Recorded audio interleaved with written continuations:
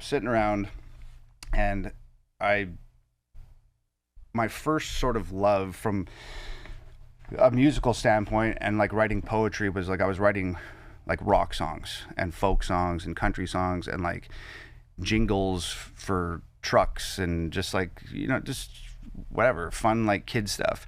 And I pretty much, I was like a kid, and I pretty much had discovered about myself at that time that I didn't have like a great like rock and roll voice. I wasn't like a Joe Cocker or like a Robert Plant or an Ozzy. I was just a kid that could write but couldn't really sing that well. So I was like, well, I want to make music and I can't sing very well. So like, what avenue do I travel here? And I started turning them into rap songs because I didn't have to sing to rap. I could just write and I could speak the words. So I started rapping and did that for years and years and years, and moved away from my hometown to bigger cities, and was trying to chase this dream down, and like along the way discovered partying and got really wrapped up in I guess just sort of like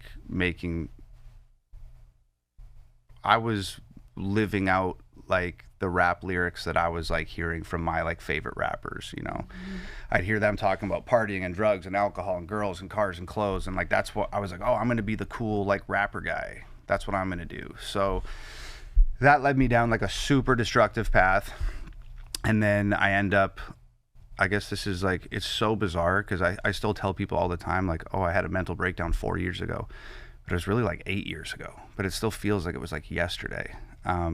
Why? It just had such a profound impact on me. Like my whole life is divided by that moment. Like my entire life is pre-mental breakdown and post-mental breakdown, everything. That's the way I look at it. I saw you say, oh my gosh, you have a tattoo and it says, if you can't find the source of the fire, you're sure to burn in it. If you don't know where the fire started, you will surely burn in it. That's it. Yeah. Where did the fire start?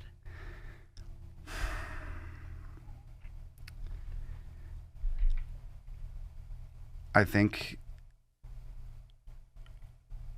for me, I think a lot of people, the fire is what they're trying to bury or put out with drinking or drugs or whatever.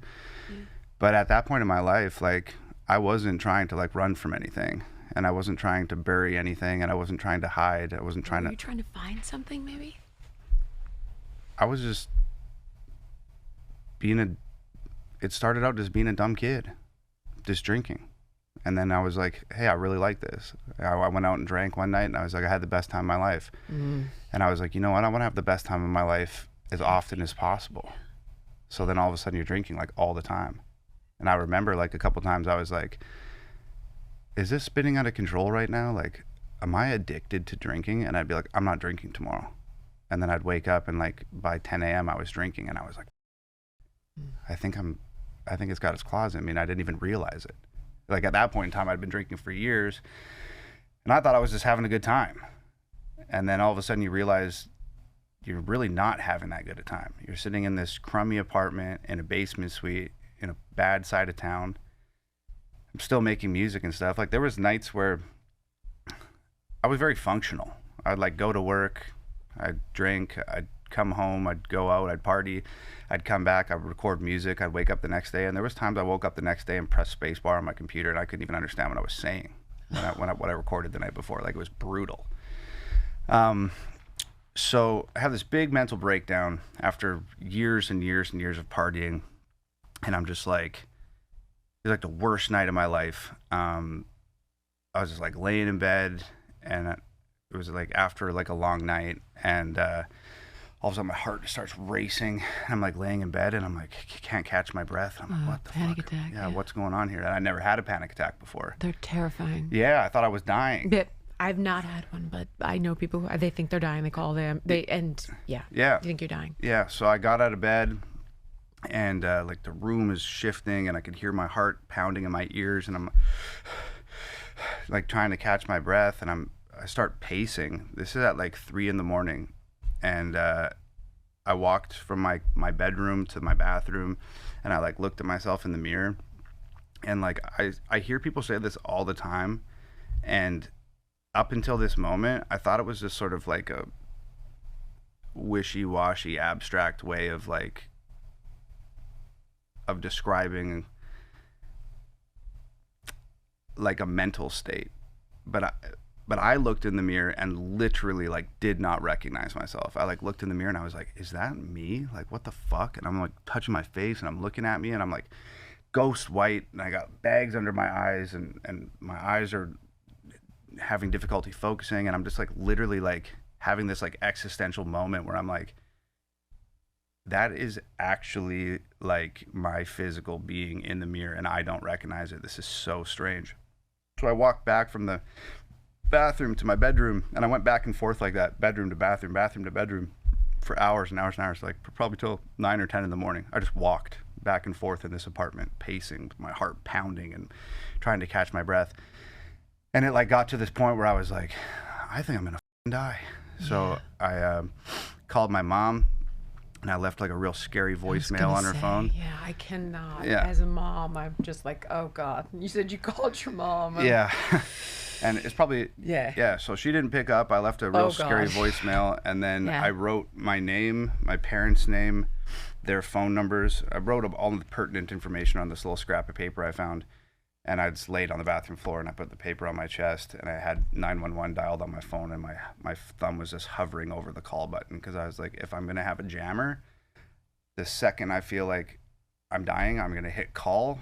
The ambulance will come, it'll find the information, let my parents know, like whatever. Like I was like pretty sure that was it. And then woke up the next day. And then what happened from my mom called back, and my dad was sailing around the world at the point. I'd helped my dad put together this sailboat, and he was out sailing, which was his dream. Like he'd been talking about it since I was a child. So my mom calls and she said, I told your dad what's going on.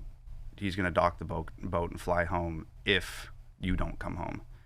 And I was like, call dad's satellite phone right now and tell him, do not come back. I will come home. When it comes to holiday gifting, I want to give people things that they'll love. Beautiful, timeless pieces that they'll wear for years. And that's one of the reasons I go with Quince. Everything's premium quality at a price that actually makes sense. Quince has something for everybody, whether it's silk tops and skirts for dressing up, perfectly cut denim for everyday wear, outerwear that actually keeps you warm and looks good. Their Italian wool coats, they're standout pieces. They're beautifully tailored, incredibly soft, and they're crafted to last for seasons. Every piece is made with premium materials from ethical, trusted factories, and they're priced far below what other luxury brands charge.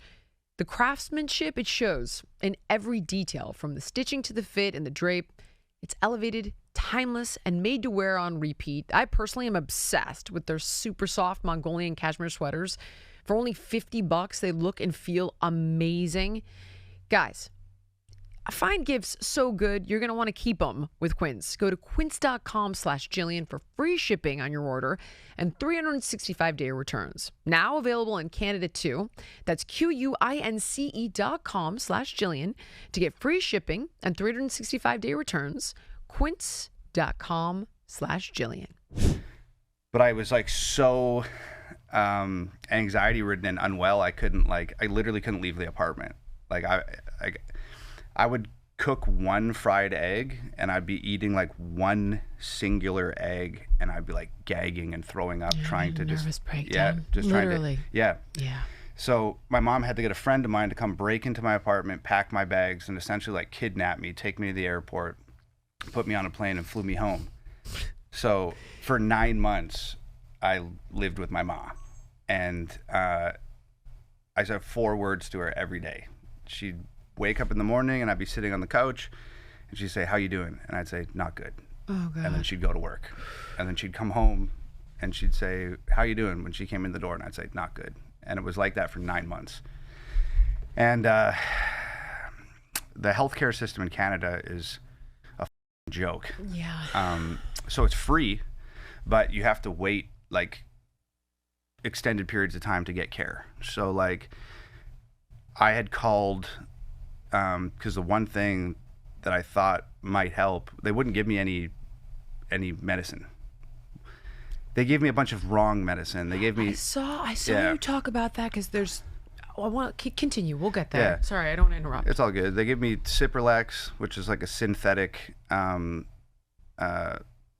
dopamine, because they thought I had synthetic serotonin, because they thought I had low serotonin, and that's what was causing this. That was incorrect. So I'd take those pills, and I already had regular serotonin levels, so that was jacking my serotonin levels up, and it was making me like manic. Like I was talking to a friend of mine one day, and I got so excited when I was talking to him that I punched a door frame and cracked my knuckles because I was just so like pent up.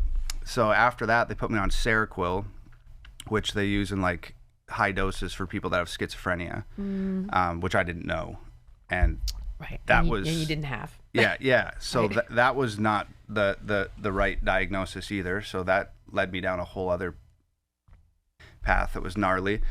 And then sort of my last option was like, I think I need to like go to therapy and like talk to somebody that knows more about this than I know. But I was in Canada at the time, and the therapist visit, the soonest one that they could book me was like 9 or 10 months out. Oh my God. And I was like, I don't know if I'm going to last Yeah. like a month. Like, I'm not going to be able to wait 10 months to talk to somebody. So this goes on for a few months. I end up going to the doctor one day, and I just told him like straight up, I was like, hey, like I need something to help me like now, or I'm going to kill myself. Like, I will not be back in this office. You'll never see me again. If I walk out of here without something, I'm dead. So this doctor is like, okay, I'll give you Ativan, like I'll give you 6 Ativans or something really small. And I was like, okay, give them to me. So I went home and took this Ativan, and like within 30 minutes, and I do not endorse pharmaceuticals or prescription medication of any kind. But this is important. Yeah. Continue. Yeah, but I just want to be very clear about that.